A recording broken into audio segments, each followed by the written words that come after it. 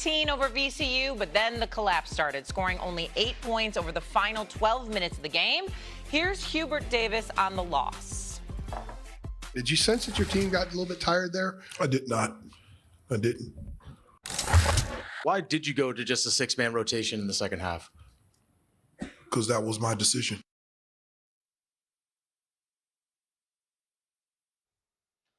Okay, we'll keep it straight to the point.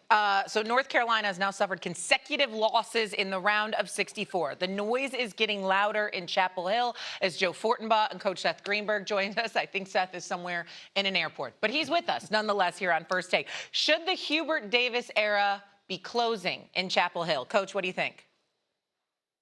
Absolutely not. Think about this season for this North Carolina team. They were 19-5 with wins over Duke, Kansas, and Kentucky with Caleb Wilson. Then Caleb Wilson goes out. Since he's been out, they've been 5-4. Going into the ACC tournament, they thought they were going to have Caleb Wilson back.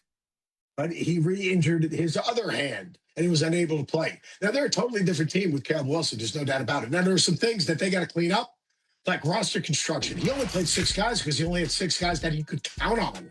But look at the wins and the losses with him, without him. Look at the points per game. Look at the opponent's points per game. Look at the field goal percentage. This guy was this whole program this year was built around Caleb Wilson.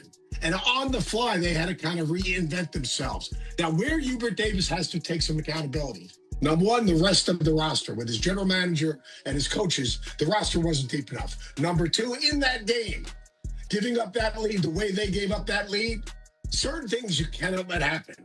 Getting the ball in bounds or underneath out of bounds play, you can't get a 5-second call. End of a game, you've got to get a shot up, at least get a shot up. And that's got to be cleaned up. In terms of the end of his era, next year, he's got to win. He's got to win. So what has he got to do? He's got to do a better job recruiting. He's got to recruit better depth. But I don't think it's fair to evaluate this team, a team that beat Duke, Kansas, and Kentucky when they were healthy and playing as well as anyone. You think about that Duke game, it was absolutely amazing. So I think, you know what? Put on the brakes. Let's see what happens next year. He's got another year to recruit. Coach makes an excellent case for keeping him. I'll make the case for the other side because this is exactly what UNC is going to have to discuss coming off of what we saw last night. Not all losses are created equal. Sienna's loss to Duke, a valiant effort. The UNC loss last night, going down against that opponent, not necessarily a bad thing, but it's the way in which you did it. You're blowing a 19-point lead, and then with the intentional missed free throw late that doesn't touch the rim because the player doesn't know the rule, that's coaching. You've got to be aware of that situation. And at any point during the 19-0 collapse, you still had overtime. You never got the team settled. That stuff happens. That's okay. It's one game. But it does open up the picture to, all right, what else should we be looking at here? And the further we get away from Roy Williams, the further UNC drifts from serious competition. First year on the job, Hubert Davis is a national runner-up. They're in the title game. Fantastic. The next year, I believe it was them turning down and bid to the NIT. Then it was a Sweet 16 appearance, and now each of the last 2 years, they've been eliminated in the first round of the tournament. The more they drift from Williams, the more the program drifts from serious competition, which is why you've got to ask these serious questions today. Stephen A. Completely agree with Joe right there. Coach, put Coach up on the screen. Let me talk to Coach. Let me talk to Coach Seth Greenberg. You and me, Stephen A. You and me. Hubert Davis, he's won 20 games over the last 5 years. As Joe just pointed out, national runner-up. Then he missed the tourney. You know, obviously over the last 2 years, he bows out in the first round or whatever. That stuff happens. Caleb Wilson wasn't there. Caleb Wilson was there last night. Chances are they win the game. We all understand that, right?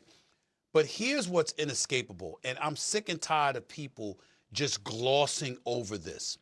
When you look at North Carolina, you must look at Duke.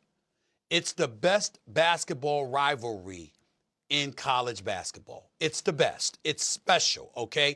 And we see how Carolina raises its game, like when they beat them, you know, in Chapel Hill before they got stomped once they went to Cameron Indoor Stadium, which we all knew was predictable.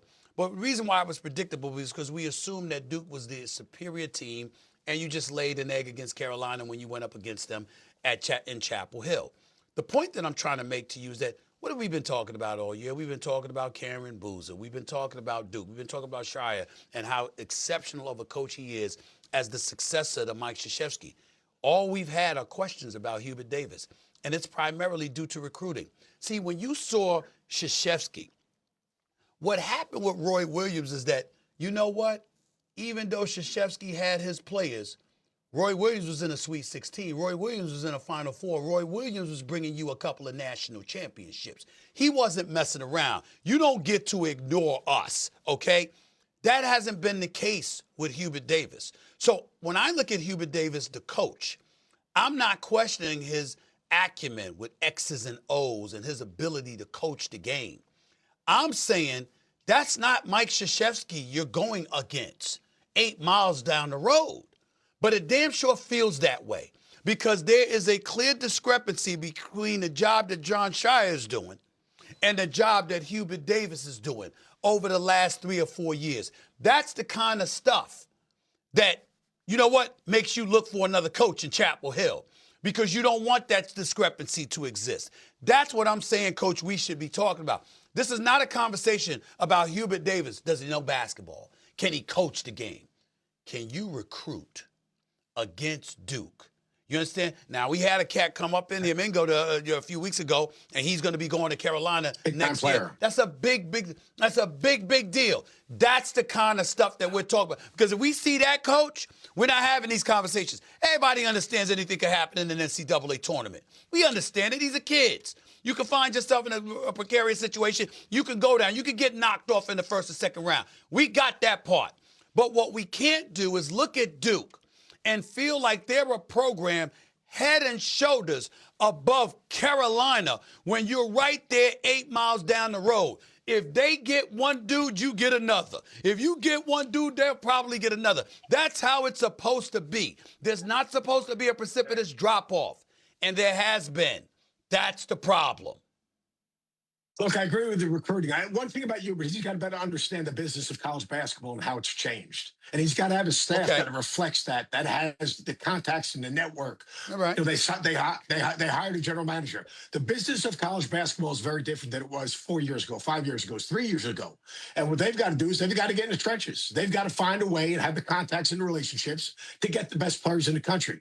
Here's the other side of that, though. The best players in the country, there's more schools involved in the recruitment because of pay for play. And that's just the way it is. But they've got to develop a network because Carolina's a destination. Duke's a destination. There are certain schools that are destinations in recruiting, and they've got to win some of those recruiting wars. They've got to cultivate the right people, and that's why I call it the business of college basketball. And they've got to get involved with the best players in the country because when you see those banners hanging in the Dean Smith Center, they're the best players in college basketball, starting with Michael Jordan and the rest. So they've got to improve their recruiting if he's going to remain the coach. And I agree with you. Absolutely. But and I think this year he's got to get it done because the standard is the standard in North Carolina, and they haven't been up to the standard. Great point. You can't, Duke, you can't. Go ahead. I'm sorry, Joe. Go ahead, Joe. No, I was just going to say, fair or not, at North Carolina, you will be held to a more stringent standard than virtually anywhere else in the country, fair or not. And losing in the first round, despite an injury to a key player, is not good enough. You should be deep enough to withstand that and go on some sort of run. If this is a one-off, fine. But this is 3 years in a row where the Sweet 16 was the high point. 4 years ago, they turned down the NIT, Stephen A. Yeah, that's true. But you know what? It's forgivable when you go out and you recruit your behind off and you got big-time personnel coming to your campus. All right, now it's about, all right, y'all, what y'all going to do? Get it done. You know, again, you cannot have Duke 8 miles up the road being the creme de la creme. They rank #1 in the nation, US 17. That ain't Carolina. That's not what we're accustomed to seeing. That's the point. Because usually, think about it. If you're a kid, right, you come to me to talk to me, right? If you're North Carolina, right, I'm expecting to hear from Duke. You come to me and you Duke talking to me about coming there, I'm expecting to hear from North Carolina. It's a great rivalry. That's one of your selling points. When there's that discrepancy, somebody is not doing their job in that regard. Hubert Davis is a damn good basketball mind. We know he can coach. It's not about that. It's about the fact, are you that dude that can get cats to want to come to your program and match what Duke is delivering on a year in, year out basis. Duke don't just show up in the NCAA tournament. Their buzz is from start to finish throughout the year because of the personnel that they have. Coach is telling you in October, yo, look out for them. They might win it all. That's what Duke is doing. Carolina's like, how do you think they're going to be? Are you sure? We hope they'll do all right. That's unacceptable. That's unacceptable. Hubert Davis is 5-7 against Duke. For a little context here in terms of Roy Williams, he only did not make it out of the round of 64 once during his entire tenure at North Carolina. Coming up, speaking of the Duke Blue Devils, they struggled early, but they did